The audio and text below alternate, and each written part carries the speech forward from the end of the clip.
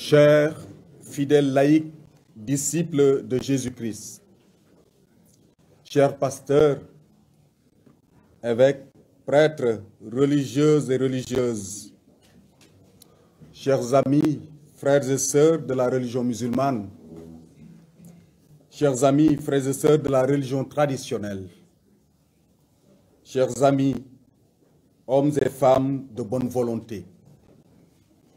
Depuis le jeudi 24 février 2022, notre barque commune Sunugal est secouée par une tempête dont la virulence a fini de remettre en cause les valeurs plusieurs fois millénaires qui ont façonné et consolidé notre nation sénégalaise et qui sont éloquemment traduites par notre devise: un peuple, un but, une foi. Plus qu'un slogan, plus qu'une rhétorique d'apparat, ces mots sont la respiration, l'énergie vitale de notre nation qui consacre et proclame cette unité dès le premier article de sa Constitution en ces termes. La République du Sénégal est laïque, démocratique et sociale. Elle assure l'égalité devant la loi de tous les citoyens, sans distinction d'origine, de race, de sexe, de religion. Elle respecte toutes les croyances. Les propos discriminatoires, outrageants, agressifs et séparatistes de l'imam Lamine Sall, tenu à l'égard de la communauté chrétienne lors de l'émission Dîner ak Jamano du jeudi 24 février 2022 sur la chaîne Walf TV, conforte notre certitude que les fondements de notre nation sont en danger et que son unité est plus que jamais menacée par des personnes qui foulent aux pieds notre charte commune, notre charte fondamentale. Sinon, comment comprendre les multiples déclarations de l'imam Sall dans plusieurs médias, à Walf le 24 février et à la 2STV le 17 février. Nous notons que ces éléments vidéo et sonores sont disponibles. Donc, ces propos invitant les musulmans à ne collaborer sous aucune forme avec les chrétiens qu'ils traitent de mécréants et de francs-maçons. Ces propos véhiculés par un récidiviste sont loin d'être un lapsus. Ils sont inadmissibles et ne peuvent être justifiés que par le mépris, l'indécence et l'ignorance d'une personne peu soucieuse de préserver les valeurs du vivre ensemble qui ont permis de bâtir et de consolider notre nation sénégalaise. Le discours prononcé par ce religieux a été vigoureusement condamné par l'ensemble des Sénégalais, sans distinction de religion, hommes et femmes épris de justice et de paix. Fort heureusement. Cette condamnation est d'autant plus pertinente, retentissante, qu'elle a été exprimée de la manière la plus ferme par de nombreux frères et sœurs de la religion musulmane qui ne partagent pas cette logique religieuse. Ces propos haineux de ce religieux interpellent nos autorités, en premier, le chef de l'État, son Excellence, Monsieur Macky Sall, gardien de la Constitution et garant de l'équilibre de notre barque commune. Monsieur le Président, votre attachement aux valeurs de la République nous fait espérer que vous mettrez tout en œuvre pour que, désormais, les coupables de telles forfaitures soient repérés et sanctionnés. Excellence, Monsieur le Président de la République, face à de telles dérives, nous exigeons désormais une saisine sans délai des services compétents de l'État, dont le professionnalisme n'est plus à démontrer. Nous saluons d'ailleurs à sa juste valeur la mise en demeure diligente du Conseil national de régulation de l'audiovisuel, CNRA, adressée le 28 février 2022 à la chaîne de télévision Walfadjri, suite à la lettre de protestation formulée et déposée le même jour par la Coordination nationale de l'apostolat des laïcs. Cet imam a commis une faute grave. C'est pourquoi la communauté chrétienne du Sénégal et tous les hommes et femmes de bonne volonté exigent qu'il présente sincèrement ses excuses pour montrer sa bonne foi à travers le même média et la même émission, conformément à la mise en demeure du CNRA.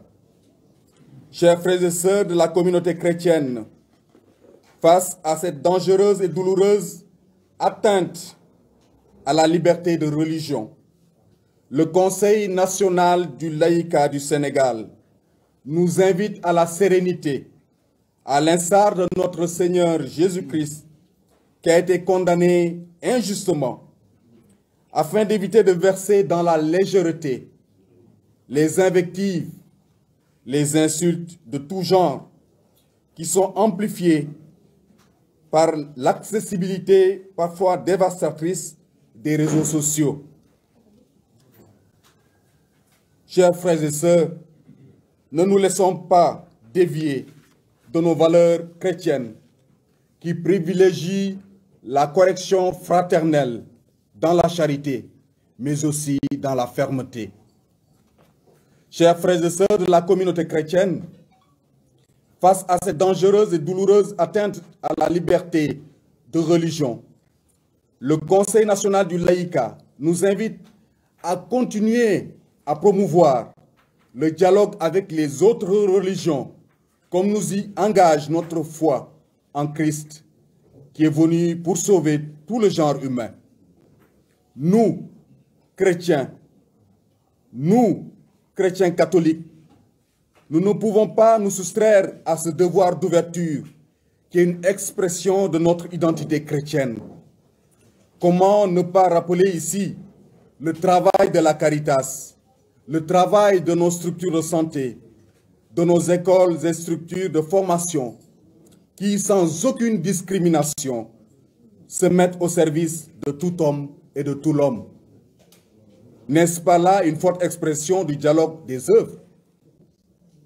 Le Conseil national du laïcat du Sénégal invite par la même occasion les responsables des médias et toutes les personnes qui interviennent dans le domaine de l'information et de la communication à plus de vigilance afin de contribuer à faire respecter les règles de pluralisme, d'éthique et de déontologie, seul gage d'un Sénégal de tous et pour tous. Le Conseil national du laïcat tient à remercier toutes les personnes qui se sont mobilisées pour dénoncer cette agression. Beaucoup de musulmans et certains imams nous ont montré leur solidarité. Puisse cette marque de fraternité leur être comptée en abondante et multiple grâce de la part de notre Dieu et Seigneur Jésus-Christ. Pour renforcer cet élan, nous appelons vivement de nos vœux la dynamisation d'un conseil interreligieux dans notre pays. Ce conseil existe déjà. Il faut lui donner plus de vitalité et de contenu. Il faut lui donner une âme. Donc ce conseil interreligieux, afin de contribuer à barrer la route à toutes les personnes qui veulent utiliser la religion pour affaiblir notre commun vouloir de vie commune. À quelques heures de notre carême, temps favorable pour la conversion, implorons notre Seigneur Jésus-Christ. Implorons de notre Seigneur Jésus-Christ notre propre conversion et celle de tous les hommes, afin que nous continuions à bâtir une société sénégalaise qui respecte la création et la dignité de tout homme et de toute femme. À l'image de notre Maître et Seigneur, apprenons à pardonner à ceux qui nous offensent. Comme le rappellent nos pères évêques dans le mandement de Carême 2021, certains comportements et attitudes font entorse à la fraternité, la blessent, la fragilisent et pourraient même la briser. Ces comportements sont les suivants: la discrimination, la dissension, l'égoïsme, la jalousie, la haine, l'indifférence, le communautarisme. Avec Saint François d'Assise, chantre de la création et de l'amour entre les hommes, nous pouvons reprendre cette belle prière. Seigneur, fais de nous un instrument de ta paix. Là où est la haine, que nous mettions l'amour. Là où est l'offense, que nous mettions le pardon. Là où est la discorde, que nous mettions l'union. Là où est l'erreur, que nous mettions la vérité. Là où est le doute, que nous mettions la foi. Là où est le désespoir, que nous mettions l'espérance. Là où sont les ténèbres, que nous mettions la lumière. Là où est la tristesse, que nous mettions la joie. Ô Seigneur, que nous ne cherchions pas tant à être consolés qu'à consoler, à être compris qu'à comprendre, à être aimés qu'à aimer. Car c'est en se donnant qu'on reçoit, c'est en s'oubliant qu'on se retrouve, c'est en pardonnant qu'on est pardonné, c'est en mourant qu'on ressuscite à l'éternelle vie.